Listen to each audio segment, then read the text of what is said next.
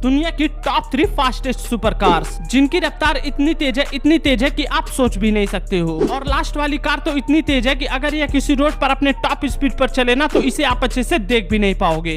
Video में आगे बढ़ने से पहले अगर आप भी मेरी तरह एक कार और बाइक लवर हो तो वीडियो को लाइक करके चैनल को सब्सक्राइब जरूर करना।